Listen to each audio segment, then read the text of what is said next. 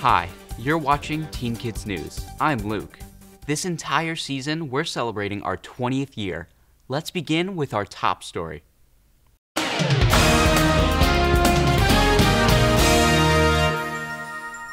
It probably won't surprise you to hear that teens spend a lot of time online. And probably it also won't surprise you to hear that during the pandemic, we spent even more time online. That means more than ever, we need to up our game when it comes to cybersecurity. Why do you go online? For entertainment, but also to learn. I use the internet for looking up things for like projects or researching things for school. So I can connect with my friends, play games with them, talk to them. I love to shop online. I think I'm a shopaholic. It's kind of a bad habit of mine, but I love shopping online and just like seeing like all this variety of stuff that I probably can't see in person. You know, there are some downsides, like when you shop for clothes online, it's not always exactly what you expect it to be, but I really love shopping online. To keep myself occupied, honestly. Catch up what everyone's doing on social media. Kind of nosy. Aren't we all? Anyway, clearly the internet is great for keeping us connected, for keeping us entertained, and for helping us keep up with schoolwork. For all the good it can do, it can also expose us to criminals who want to steal our personal information. So how can we avoid that? Let's ask Kayla Joyce. She works at FTI Consulting, where she advises organizations on cybersecurity matters. Most of us already know not to open emails from senders we don't recognize. But that's getting harder to avoid, isn't it? Yes, it is. You used to be able to just look at the email address that sent you the email, or to skim it for typos or your name being left out. But at this point, the cyber criminals have become really innovative with their tactics to target you, and they create and add pressure to you to get you to click on links or provide them additional details about yourself. It sounds like it can be really tough to determine what's legit and what's a scam. What advice do you have? Always be super vigilant about what you're putting online. Be aware of what you're posting on your accounts, and make sure that you're using complex passwords and not just the name of your parents or your dog, and that you're adding special characters and additional length to make them harder to guess. So, what are some of the things we do without realizing that could put us at risk? A lot of us like to have public accounts online on social media to make it easier to connect with and interact with our friends and family. But doing so also lets everything you post on there be visible to anyone on that app. It's not really an issue until you think about the things that might be behind you, such as your address, or let's say you take a picture in your kitchen and there's some mail open on your counter. They can zoom in on those things and be able to access different details about you or your family. Even furthermore, if you post when you're on vacation, now they know where you are and that you're not home. These are all things that we do without realizing and without really taking into consideration how they can impact us going forward. What about shopping online? Are there any dangers there? Yes, there are. Right now, there's a lot of fake websites out there offering popular products for discounted prices.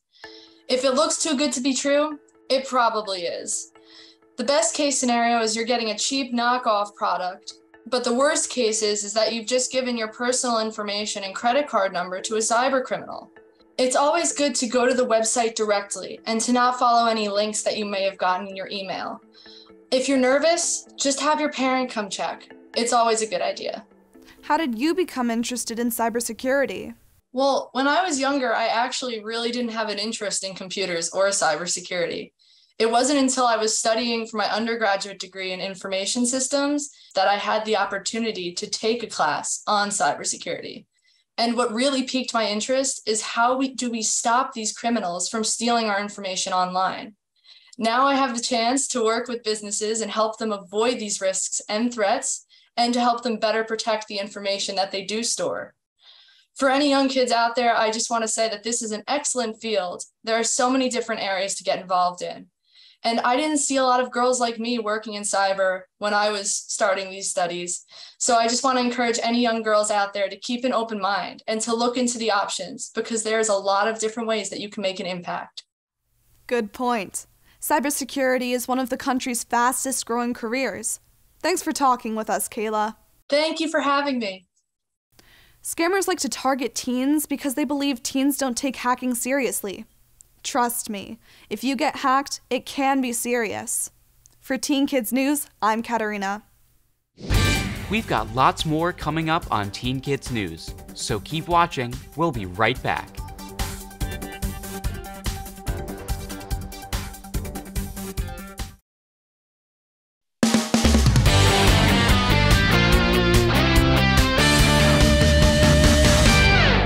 What do you think is the world's most popular doll?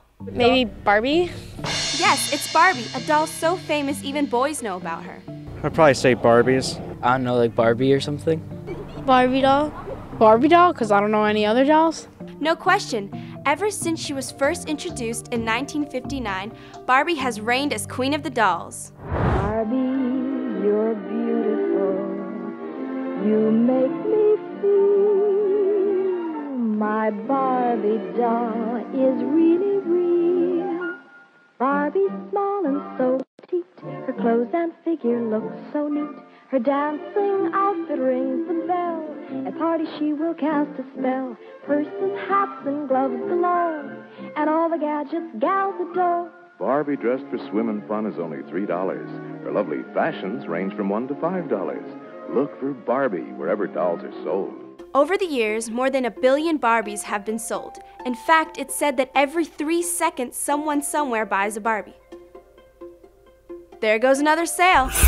Little wonder that such an iconic symbol of so many childhoods is widely collected. Depending on their condition and uniqueness, Barbies can bring in big bucks.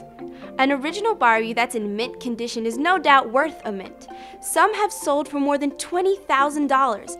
Not bad for a doll that cost $3 back in the 1950s.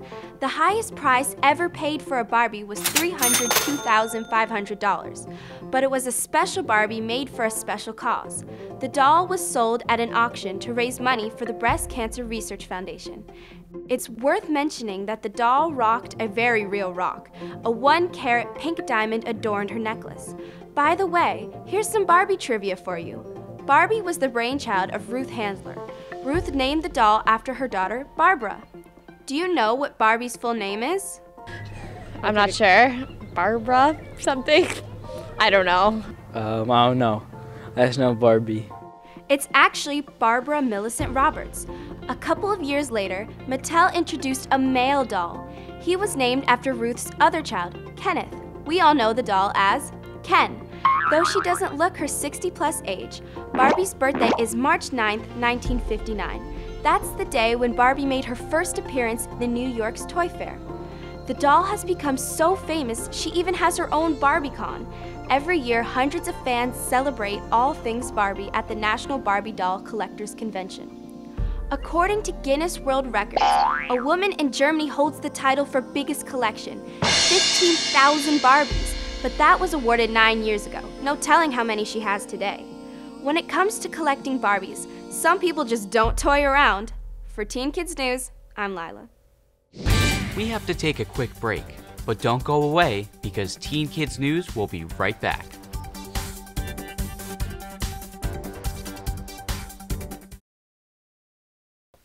We can all use some advice on how to do our best in school.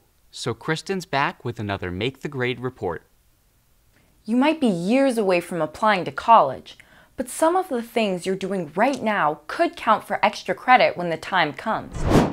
Were you a camp counselor? Did you win a music competition? Set the school record for a 100-yard dash? President of the chess club?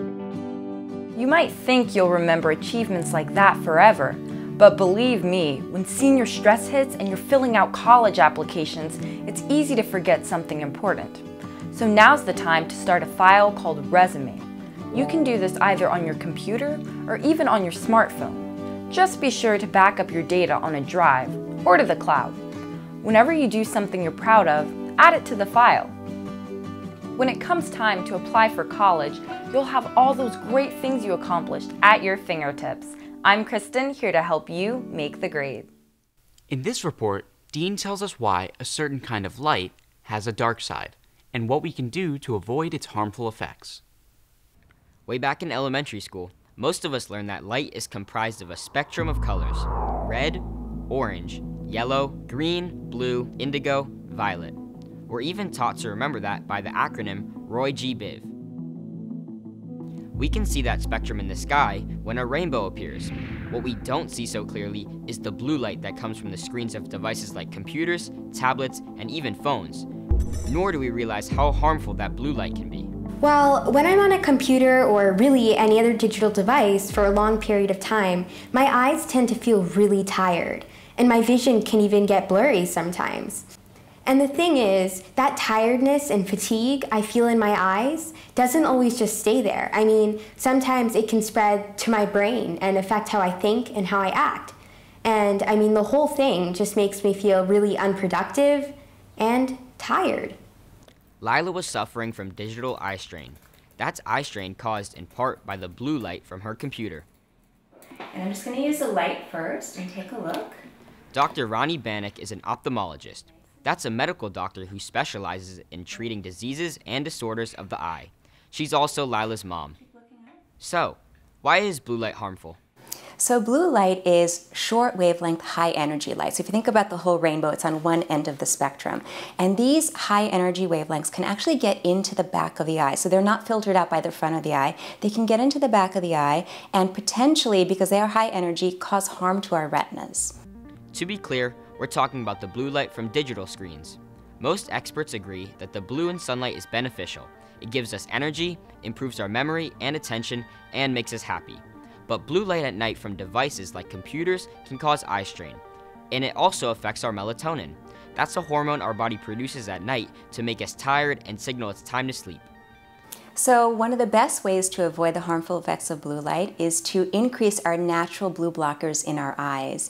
And a lot of people don't realize that we actually have internal blue blockers in the retina. These are 3 pigments that nature put there to absorb blue light and prevent it from doing any harm. These 3 pigments have fancy names. They're called lutein, zeaxanthin, and mesozeaxanthin. So it's really a mouthful to say. It's hard to remember, but these are important pigments. We can get them from foods. For example, lots of green leafy vegetables, yellow and orange vegetables and fruits like orange peppers or corn. Some spices even have lutein and zeaxanthin. The 3rd pigment, the mesozeaxanthin, is not readily available in foods. But it's hard to eat our way to healthier eyes. To boost our blue blockers, Dr. Bannock recommends taking a daily supplement. There is an ingredient that has all 3 of those pigments I mentioned that's found in many, many supplements on the market. So if you look at the back of the bottle, look for Lutamax 2020, and that will automatically give you those 3 pigments in the right ratio we're supposed to have. And it's found in many, many different brands on the market. So just look at the label. Hopefully, you found the connection between eye strain and the blue light from digital devices illuminating. For Teen Kids News, I'm Dean. Even if you're in a rush, speeding while driving is never a good idea. The National Road Safety Foundation wants to make sure you know that.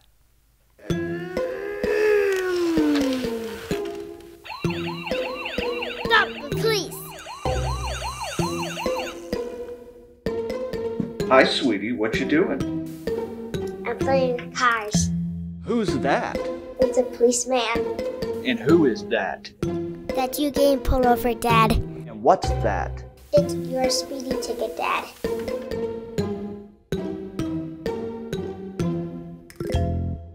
The NRSF produces lots of helpful videos. To see more of them and for info on driving safety, be sure to like, follow, and subscribe to the National Road Safety Foundation. We'll be right back with more Teen Kids News. From ancient ruins to modern wind farms, Jordan is as fascinating as it is historic. Let us show you.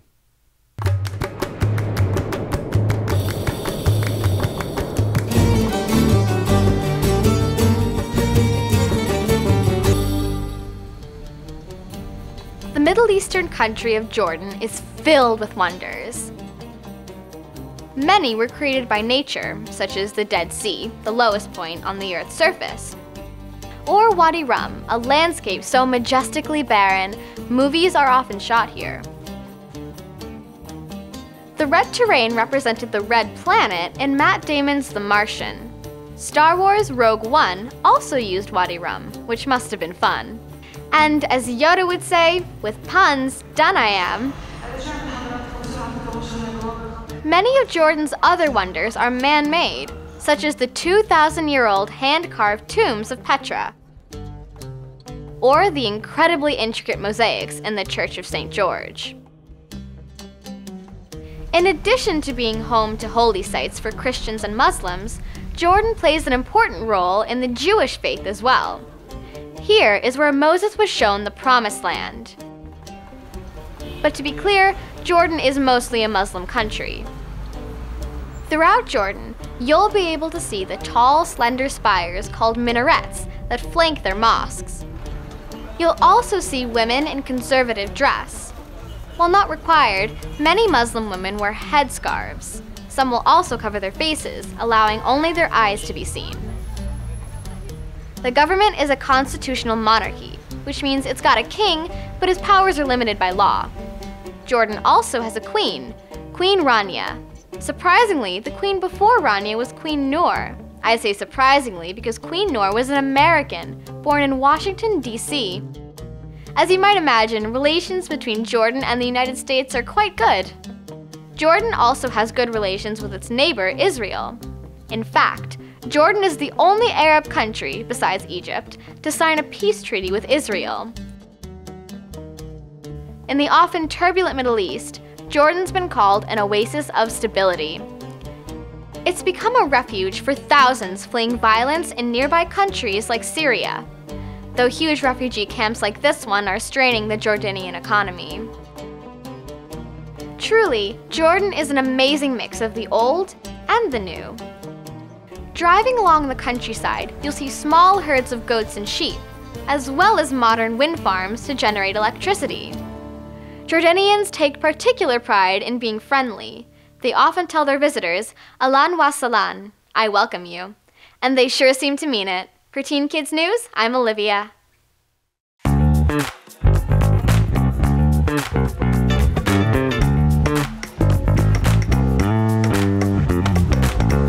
With their long, twin tusks and blubbery body, they're one of the strangest looking marine mammals on the planet. Yep, I'm talking about the walrus. Generations of indigenous Arctic peoples have hunted these huge beasts for their nutritious meat and useful bones. In fact, the walrus is considered a keystone species. That means its impact on the local ecosystem is far greater than you would expect, especially since there aren't all that many walruses waddling around. So where did the word walrus come from? It probably originated with the Vikings, formed by combining two words in the Old Norse language, whale, horse. Whale I can understand, but I mean, how could you even think about putting a saddle and riding one? They're so big, they can actually weigh more than a Mustang. The car, not the horse. But you have to admit, they're so ugly, they're actually cute. With Wordwise, I'm Veronique.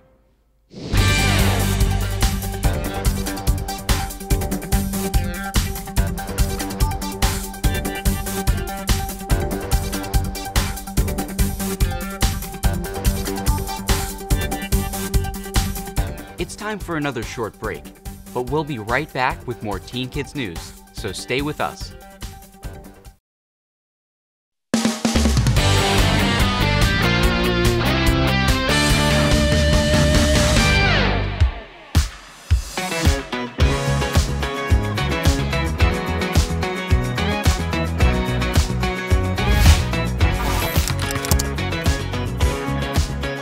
Teen Kids News is important because there's nothing out there like it.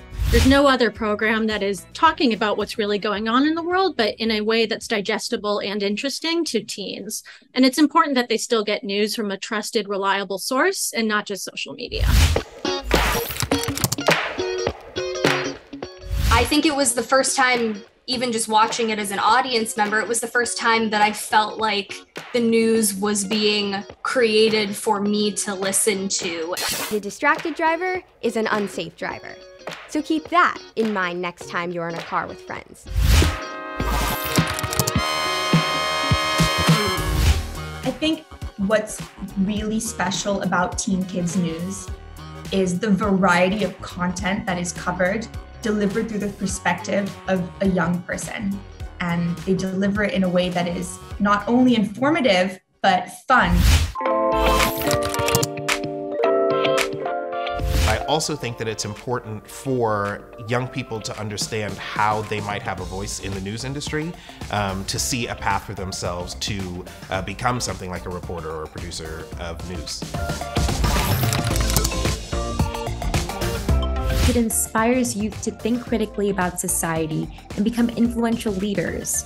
The show highlights the stories of trailblazing kids making positive social impacts in their communities and beyond.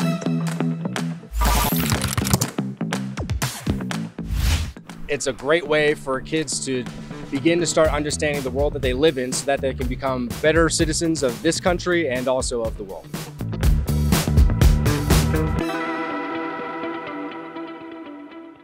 Well, that wraps up our show for this week, but we'll be back with more Teen Kids news next week. See you then.